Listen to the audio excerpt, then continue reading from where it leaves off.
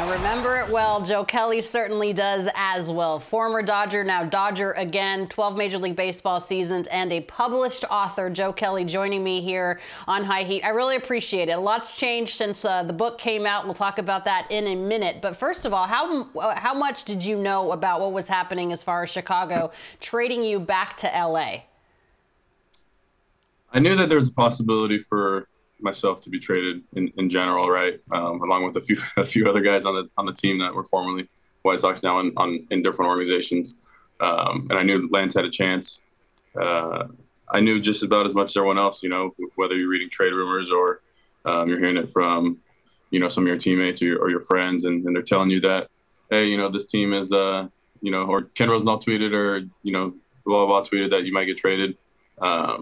So it's pretty much as a player, you're in the loop as much as every other person in this world is. So it's a fun experience. And it's the second time in your career, Joe, that you've been traded at the deadline. Are there nerves associated with it? I mean, was it different for you this time?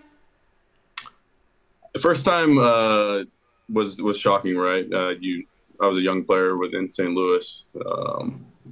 It was one of those things where my name was never mentioned in any kind of rumor. This year was a little bit different. We knew that as a team, when we were the White Sox, we weren't performing, and when you're not performing, that's the possibility you have when you have impending free agents. They turn into rentals for other clubs. So I think that going into it, I had a better outlook, obviously, the past week than I did. Like I said, when I was in St. Louis, I kind of got a little shocked that I was traded. Like I said, my name was not in any rumors, and I was a young, controllable player. And now, this year I'm not. Obviously, I'm 35, not young, not controllable. So it was something that I expected for sure to happen.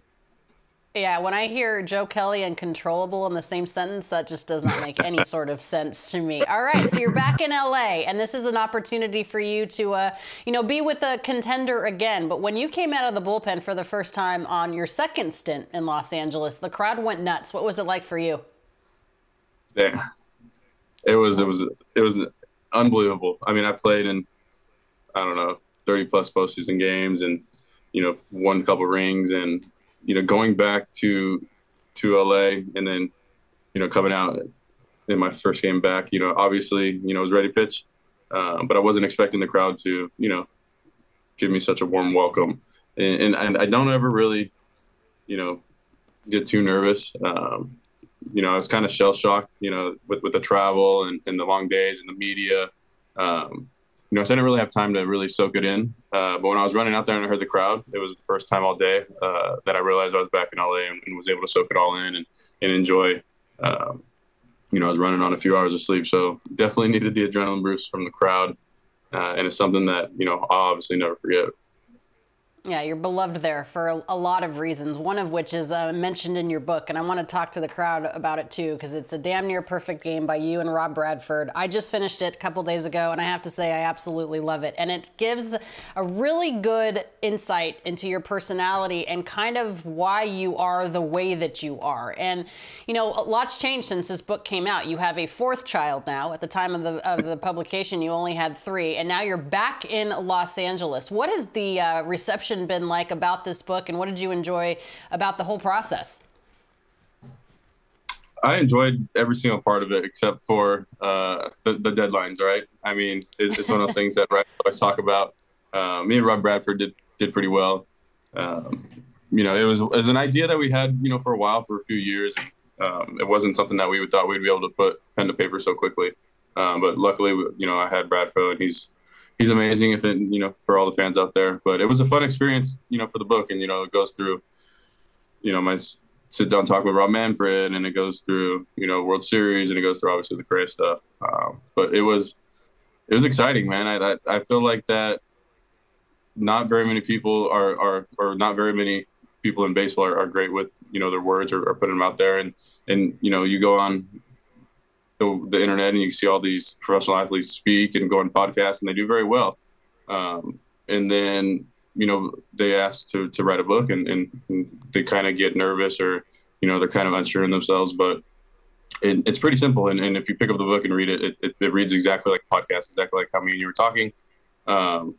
And with technology nowadays, there's things like, talk to text where you could, speak and write it down. And there's grammar, there's autocorrects and things like that. And then you have Rob Bradford. So it's amazing. But yeah, I definitely enjoyed the experience a ton. And thanks for reading it. I appreciate that. Yeah, it's a good book. I enjoyed it. And one of the underlying themes throughout the entire thing is just about showing your personality more, and baseball players, having a brand and showing guys that this is a fun game and we can have a good time doing this, and we can have bat flips and we can have pouts that end up on walls in Los Angeles and those types of things. But I don't know if you saw it the other day circulating. Joey Votto was on the show, and he pulled a prank on Chris Russo. And Joey Votto talked about the fact that when he came up with the Reds 17 seasons ago, you guys really weren't allowed to show your personality. And now he is doing that. So I think it's kind of been more of a central theme across the league that it's okay to show that you're humans before you guys are players. I mean, do you agree with that? Are you seeing more of it? I absolutely. And, I was able to see it, obviously, on the TVs in the clubhouse. It's just a shame that it took Joey, 17 years to come out. Like, it's, one of those things that, as a young player, I was my personality the whole time. I think I'm not going to say that's the reason, but, first time going around getting traded from St. Louis, my personality felt with the clubhouse, but I'm not sure if they were too happy about me as a young player, speaking my mind, doing exactly, what I want to do, have fun, play the game, win. So I think as a young player nowadays, it's a lot easier for you to, come into the league and show exactly who you are, as long as it's at the right time in the right place. So the Joey Votto rant was electric. And like I said, it's too bad it took him 17 years. I did day one.